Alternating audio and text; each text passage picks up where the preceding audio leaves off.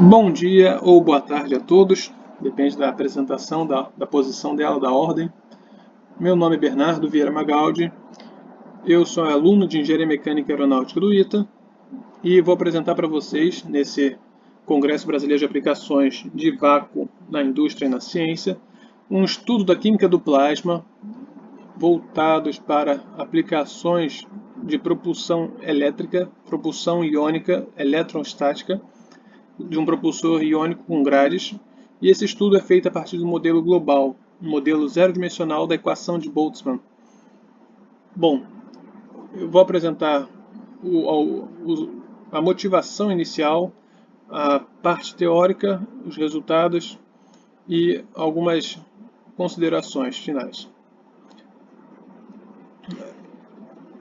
Com o nível de tecnologia que nós estamos, a humanidade enfrenta hoje uma série de problemas por conta desse aumento de capacidade de telecomunicações rápida, de longo alcance, né, a necessidade de fazer levantamento de recursos, clima, sustentação, de redes de informações globais.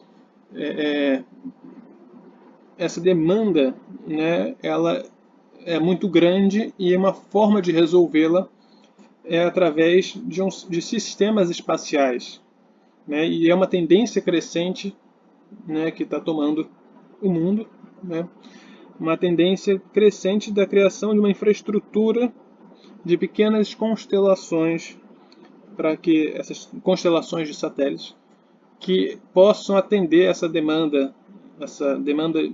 de grande volume de fluxo e velocidade. E para mostrar que isso é uma coisa recorrente, né, do nosso dia a dia tecnológico, basta uma procura rápida assim, de notícias, né? A gente vê 3 semanas atrás, um mês atrás, uma semana atrás, então está frequente na mídia essa demanda. Internet via Starlink. Starlink é o projeto para uma infraestrutura de satélites que possa cobrir o globo todo, possam cobrir o mundo inteiro para fornecer essa banda, esse serviço de banda. E a SpaceX, né, que é do Elon Musk, é a que está na frente desse projeto, mas temos outros projetos, como o da OneWeb, que é uma outra companhia, mas para quem não lembra, né, daquela, ou quem não viu ainda, aquela linha no céu à noite que de vez em quando em algum lugar no mundo está passando, que são justamente os satélites do projeto, do programa Starlink.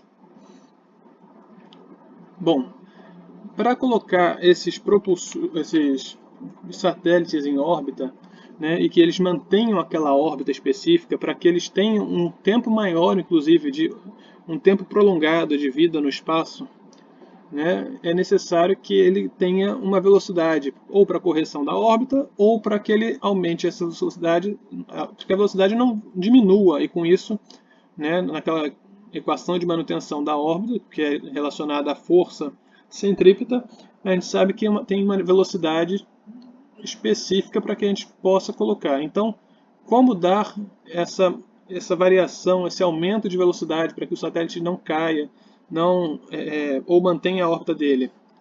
E essa resposta foi dada antes da pergunta, né? Foi o caso desenvolvido pelo físico russo Konstantin Tsiolkovsky, que foi em 1911 quem se debruçou, não necessariamente primeiro, mas foi um dos que foi quem ficou famoso e quem levou a consideração, né, para o mundo de quanto a equação do foguete, né, que leva o nome dele, Tsiolkovsky, justamente porque ele desenvolveu, a letrinha dele aqui, o quanto que essa variação de velocidade é dada em função de duas coisas: a velocidade de ejeção dos gases, que está ali, os gases propelentes, né? E a variação de massa, a massa inicial sobre a massa final. Só que a gente pega uma razão de dentro de um logaritmo, é um valor tão pequenininho, é um valor que não se tem, não dá para aumentar muito. É um valor que vai aqui chegar a 2 e alguma coisinha, no máximo, se for, né? Então, Em contrapartida, a velocidade de escape, a velocidade de ejeção do propelente é uma coisa que é uma constante que pode chegar a ser multiplicada por 20, dependendo se esses átomos, essas moléculas que estão sendo ejetadas, elas possam ser aceleradas.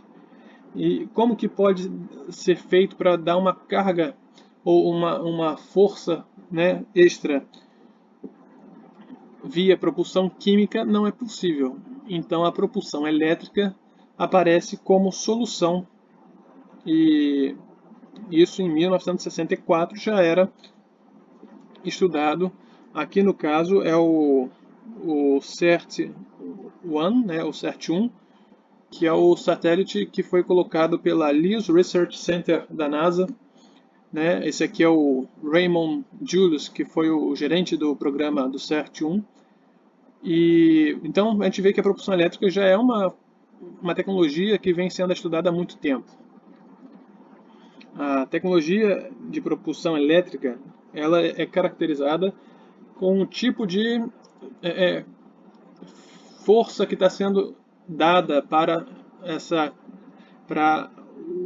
os íons, né? O Tsiolkovsky, na época, ele achava que ele podia acelerar os elétrons, porque não tinha esse conceito bem definido ainda dos íons, né? E é claro que a massa dos elétrons é ínfima comparada à dos íons, e por isso os íons são o objetivo dessa ejeção, né? dessa aceleração.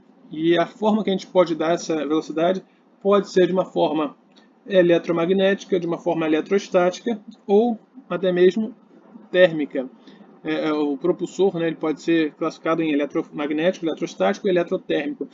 Então, né, no caso, uma ablação que é feita, e com isso, no meu caso aqui, eu estou pegando o modelo do propulsor iônico, que é um propulsor eletrostático, com grades. Então, são dois sistemas que são desenvolvidos aqui, um para gerar o plasma e o outro para extrair o plasma. Essa extração, eu vou entrar em detalhes mais à frente, e essa geração é através de RF, né, de radiofrequência, que é uma coisa que o plasma, né, o que é plasma? O plasma é o estado ionizado, é o estado gasoso,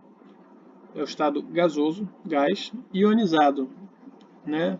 Ele então continua sendo gás, só que ele contém íons e carga. Não que o estado ionizado, o estado gasoso não tenha carga elétrica, mas e não possa ter íons também, mas é uma densidade. A densidade que ela é muito maior do que no estado gasoso comum. Ela tem uma densidade maior. E qual é a composição desse plasma? O plasma é composto por três tipos de espécies: os elétrons, os íons, que podem ser positivos ou negativos, moleculares ou atômicos, e as espécies neutras, que são as espécies estáveis ou as metaestáveis. As espécies metaestáveis são apenas as espécies neutras, só que com uma determinada energia específica. Bom, para poder fazer com que esses íons sejam expulsos, ejetados de uma forma melhor, de uma melhor forma de extração, né, desses íons, algumas propriedades ligadas aos parâmetros do plasma podem ser estudadas.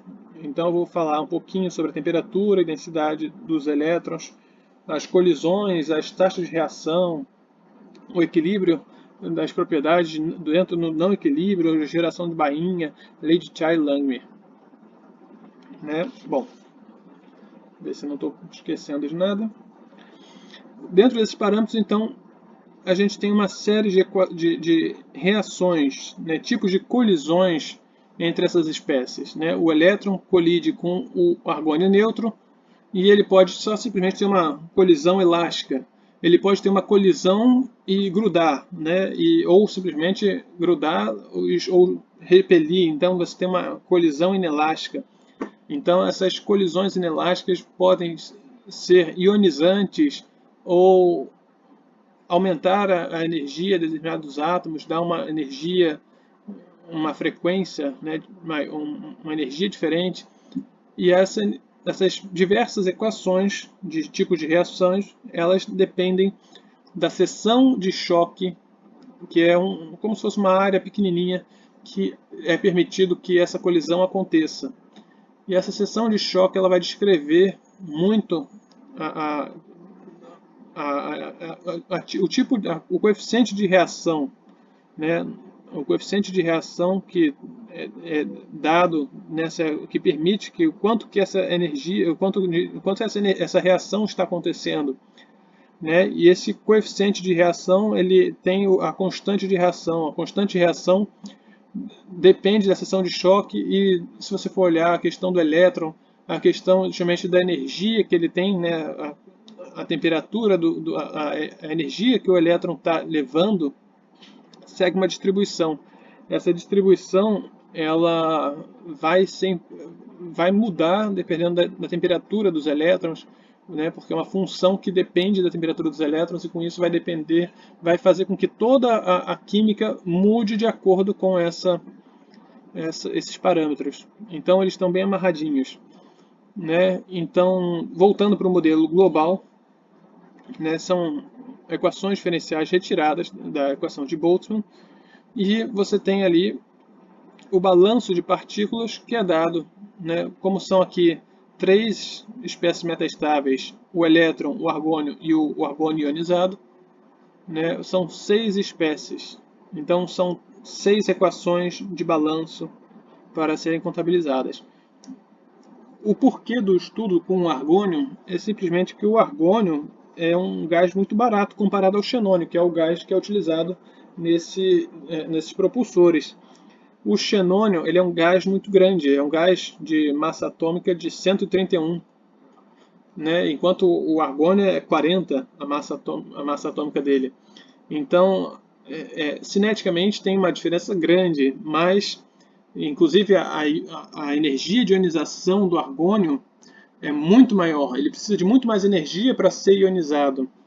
Então, o objetivo desse estudo também é avaliar a quantidade das espécies metastáveis. Aqui eu estou selecionando apenas 3 espécies metastáveis, que são a M, R e a P, que são os níveis energéticos dessas metastáveis. E esses níveis energéticos, eles vão trocar energia para ionização, para neutralização, de uma forma, né, que esse estudo vai avaliar se favorece com que haja essa ionização, já que o objetivo é extrair mais íons. Mas voltando aqui para o balanço energético dos elétrons. O balanço energético dos elétrons ele é dado a partir da potência absorvida pelo plasma menos a potência perdida. Eu entro em mais detalhes isso no artigo. Quem tiver interesse, dê uma olhada, por favor. E essa diferença entre potências é dividida pelo volume, porque é uma densidade, né? E essa equação diferencial se soma lá, é a 7ª equação diferencial. O balanço de potência neutra é dado, né, esse WE e WG é justamente a densidade de energia, no caso do elétron e do G é do gás neutro, né, que é o 3/6 da densidade do gás neutro, vezes a constante de Boltzmann, vezes a temperatura do gás, ou temperatura do elétron, dependendo da situação. Cada G aqui é um ganho, é um aquecimento do gás. E cada L é uma perda térmica. Então, GEL é o ganho devido à colisão elástica do elétron com o nêutron. O GIN é o ganho devido à colisão íon-nêutron. O LP é a perda do fluxo de calor para as paredes do propulsor, as paredes da câmara do propulsor. O LI é a perda térmica devido à colisão ionizante, né, que levou à ionização.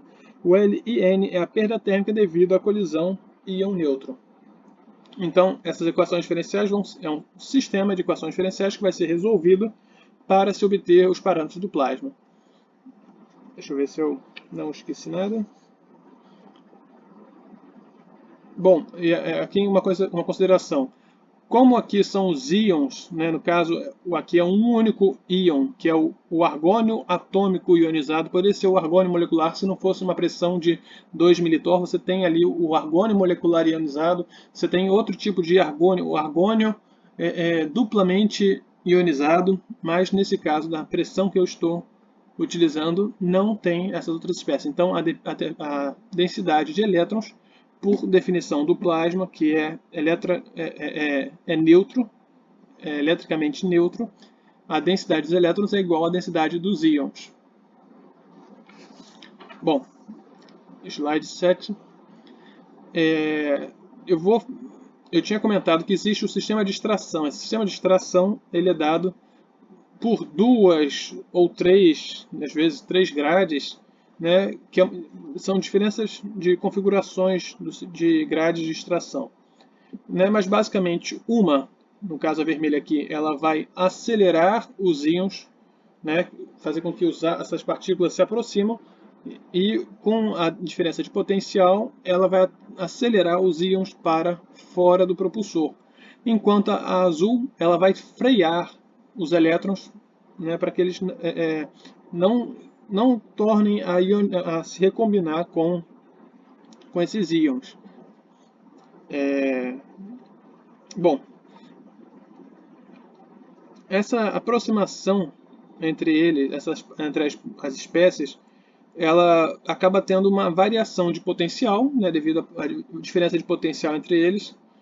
Cada uma dessas grades tem um potencial específico para poder acelerar ou repelir, né, as espécies.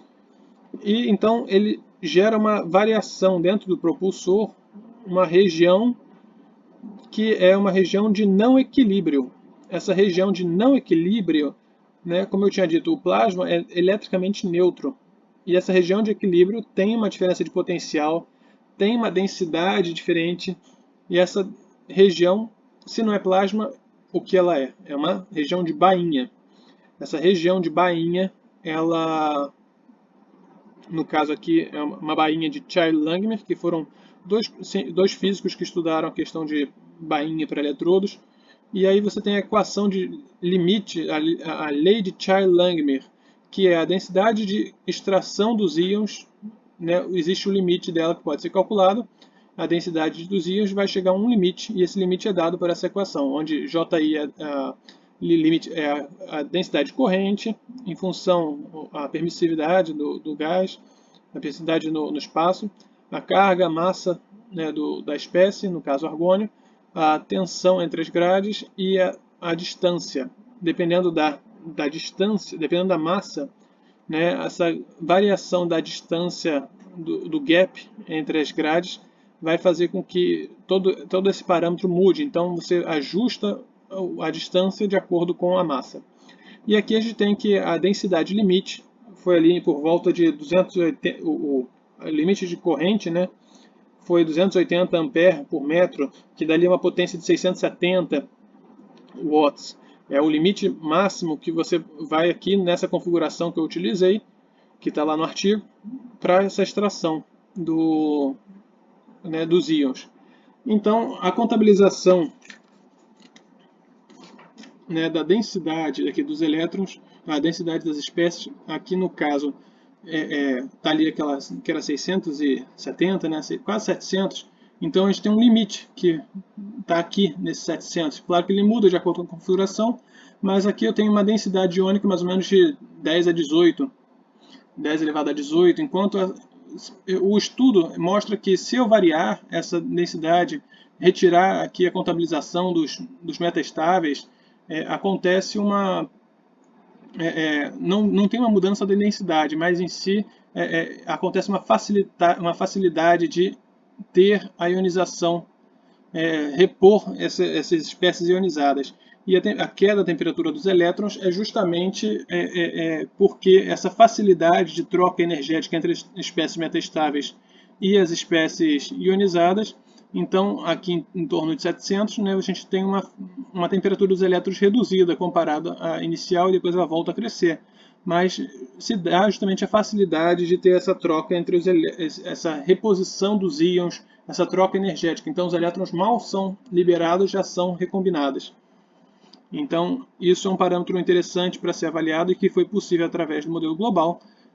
E a gente tem também um estudo feito sobre a temperatura do gás. A temperatura do gás é feita para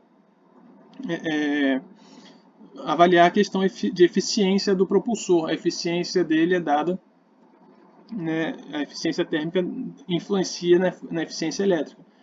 Um estudo que vai ser feito ainda para a parte do desenvolvimento para outras, para química, uma quantidade maior de metastáveis, os outros parâmetros ligados ao propulsor, eficiência em si, thrust e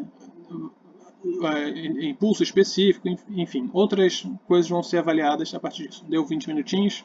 Obrigado. Meu contato aqui para quem quiser fazer pergunta, mandar sugestões. Estou aberto à conversa. Obrigado. Boa tarde ou bom dia.